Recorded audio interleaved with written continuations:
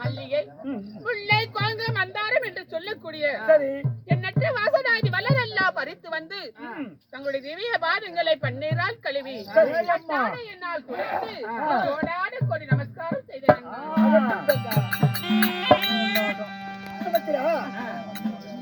பணத்தை வெளியினால உனக்கு எந்த ஒரு குறைபாடு இல்லாத சுகமாக வந்திருப்பான். நானே வரலான்னு இருந்தேன் அந்த நாட்டுதான் அனுமதி பண்றதுக்கு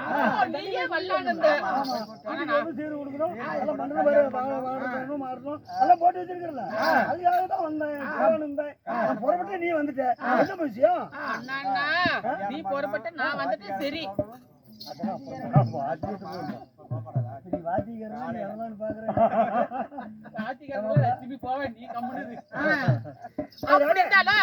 அண்ணா என்னன்னா அரை மணிக்கு வரலான்னு வந்தேன். எங்க பார்த்தாலும் வாழவரமா கட்டி இருக்குது. எங்க பார்த்தா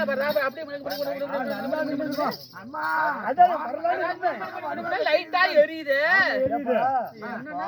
தங்கச்சி வீட்டு போகணும் தங்கச்சி கூப்பிட்டு வரணும் வீடு வருஷம் பண்ணணும் ஆட்டோமேட்டிக் தட்டு ஒண்ணு எடுத்து வச்சுக்கிறேன் பொட்டு முக்கியம் ஒண்ணு எடுத்து வச்சுக்கிறேன் தங்கச்சி நீர் கொடுத்து அனுப்புறேன்.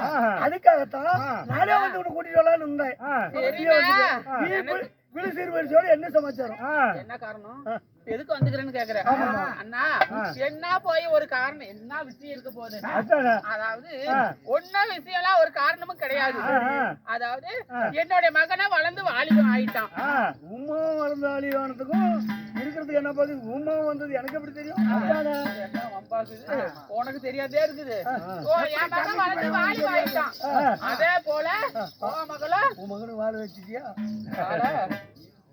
சொன்னியா பாலாகி போயிட்டேன். அப்படியா இரு கொஞ்ச நேரம் ஆகட்டும். சரி சொல்லு. அப்படி இருந்தாலும் உன் மகளா அந்த வயதுக்கு வந்துட்டான்.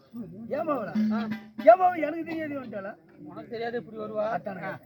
சரி சொல்லு. அதனால நான் எதுக்கு வந்துக்கிட்டு இப்படி சீர் வச்சு எடுத்துக்கிட்டு எதுக்கு வர முடியும். ஏயா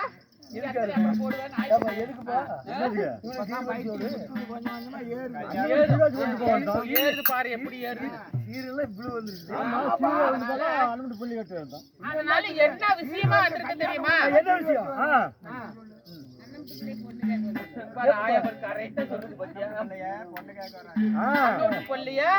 என் மகனுக்கு பொண்ணு கேட்டு வந்திருக்கிறேன்.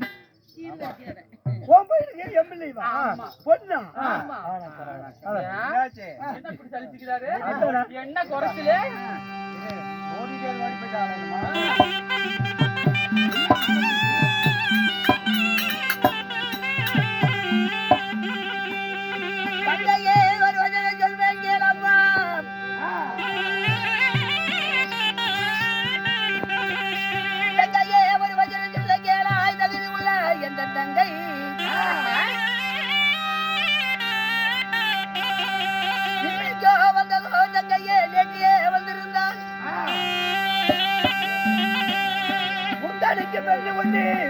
இன்னைக்கு வந்ததால் உனக்கு பெண் கிடையாது.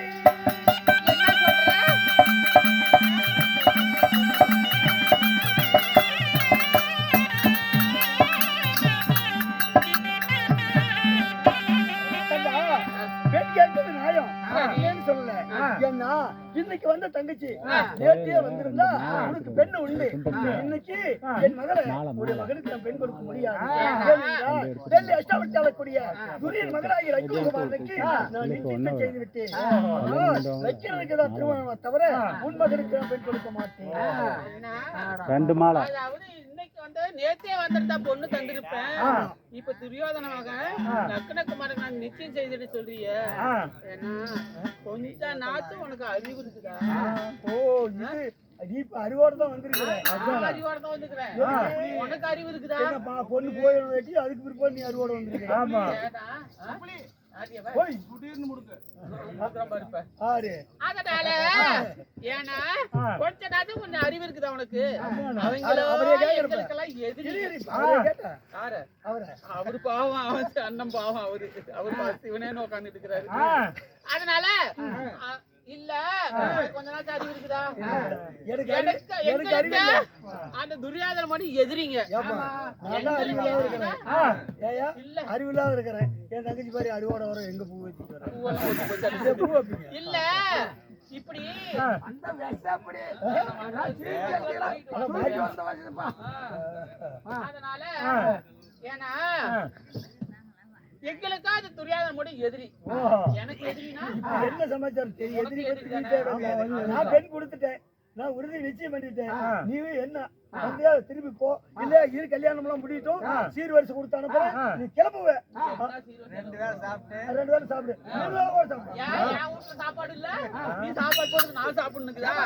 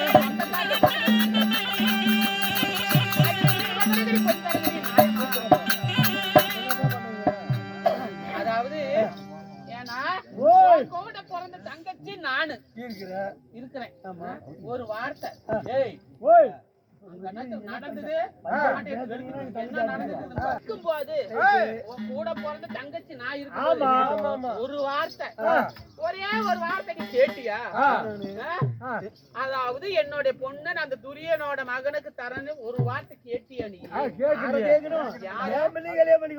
என்ன கேட்கணும் ஏன்னா நீ வந்து என்ன கேக்குறதா நான் வந்து உன்ன கேக்குறதா என் வீட்டுல பெண்ணு இருக்குது வீட்டுல மாப்பிள்ளை இருக்குது அண்ணா உன் மகளை கூட கல்யாணம் பண்ணிக்க நீ தான் ஃபர்ஸ்ட் வந்து அப்படி எல்லாம் கிடையாது அதாவது கல்யாணம் பண்ணிக்க கேட்க வேண்டாம் உன்னை பொண்ணு கேட்டுக்கு வந்தாங்கல்ல அப்ப நீ கேட்டிருக்கலாம்ல அம்மா அம்மா இப்படி பொண்ணு கேட்டு வராங்க அதனால நான் குடுக்கட்டுமா வேண்டாமா உன் மவனுக்கு கட்டுறியா இல்லையான்னு கேட்கலாம்ல என்ன நியாயம் உனக்கு பையனை பெத்தவன் இன்னும் 10 வருஷம் 20 வருஷம் கல்யாணம் பண்ணுவேன் நான் பிள்ளை பத்தம் அப்படி வச்சுட்டு இருக்க முடியாது நான் சொல்ல மட்டும் கேளு பிள்ளை பத்தம் அப்படி வச்சிருக்க முடியாது நீ சௌரிய படல நீ வரல எனக்கு சௌரிய படிச்சு நான் கொடுத்துட்டேன் உரிமைக்காரி நான் இருக்கேன் நீ உட்கார்ந்து எப்படி பொண்ணு தரணும் உரிமைக்காரியா இருந்தா இருந்தாலும் சரி வீட்டுக்கு வா தின்னு புடி சீர்வரிசை என்ன வேணுமோ கேளு தரவேன் வாங்கிட்டு போ என்ன இல்லாம இருக்குது என் வீட்டுல உன் வீட்டுல வந்து சாப்பிடணும் என்ன எனக்கு அவசியம்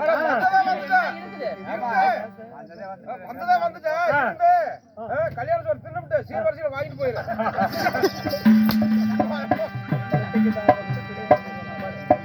ஏன்னா இப்படி இருந்தாலும் இல்ல உனக்கு எவ்வளவு ஒரு ஆசை எவ்வளவு ஒரு ஆசை ஊற்றாடே ஆளுக்காரன்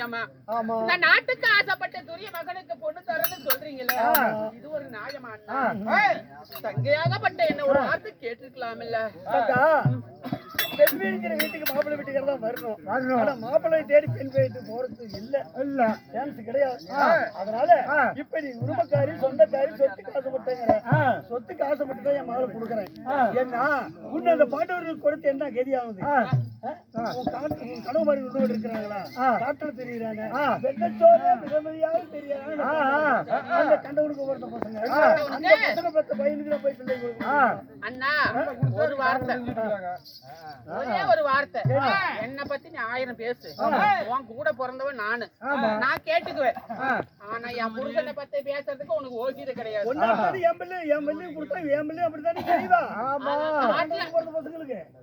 மறுபடியும் சொல்றேன் என் கோபத்துக்கு ஆளாயிட்டேன் என் புருஷனை பத்தி உனக்கு என்னத்துக்கு நீ பேசுற நாடு இல்ல நகரம் இல்ல சொத்து இல்ல பொருள் இல்ல என்ன வெங்காயத்து நீ என் புருஷனை பத்தி பேசுறது உனக்கு என்ன அறிக்கை இருக்குது கட்டி கொடுக்கல ஏ கருவாயா இதுக்கு மேல மரியாதை கிடையாது என் புருஷனை எப்படி பேசுவான் ஏயா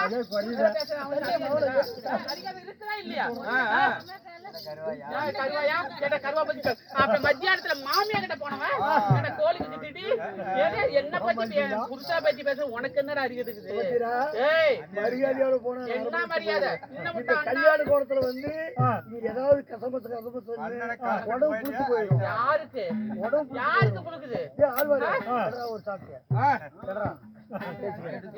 மரியாதை போக முடியாது என்ன வெங்காயம் போ சொல்ற எதுக்கு நீ போ சொல்ற என்ன கருவாயா கருவாய்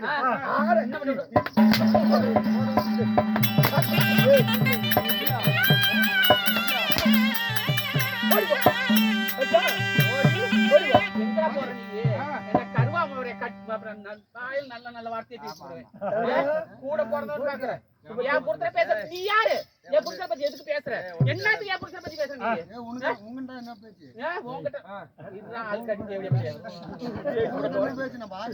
இல்ல என்ன என் புருஷனை பத்தி உனக்கு என்ன இருக்குது கொண்டு தர முடியுமா முடியாதா இப்போ உனக்கு பெண்ணு இல்ல கிடையாது அதனால இப்ப நீங்க இருக்கிறதா இரு சாப்பிட்டு நல்லா சீர்வரிசை எல்லாம் கொடுக்குறேன் என்ன சாப்பாடா இல்ல ஓட்டுறா புட்ட வேணும் சாப்பாடு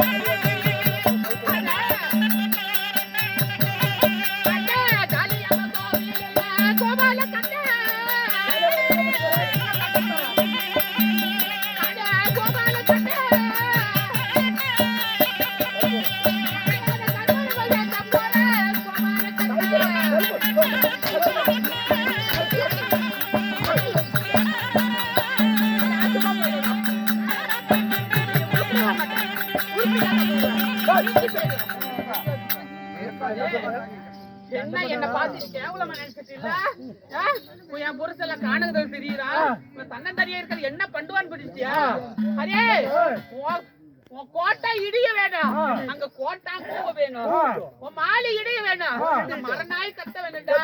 அது மட்டும் இல்ல, அந்த மாரியம்மன் கோயில்ல போய் உனக்கு மண்ணவாள் சாவு கொடுக்க போறேன். போடு அந்த காளியம்மன் கோயிலுக்கு போய் கற்பனை ஏற்றி அணைக்க போறேன்டா. தேர்வா வெளியே சேர்க்கும் யாரு சேருமா? சேர போகுது. என்னையா சேர்க்கும் அது மட்டும் இல்ல, ஒரு நிமிஷம் வந்துடுறேன்.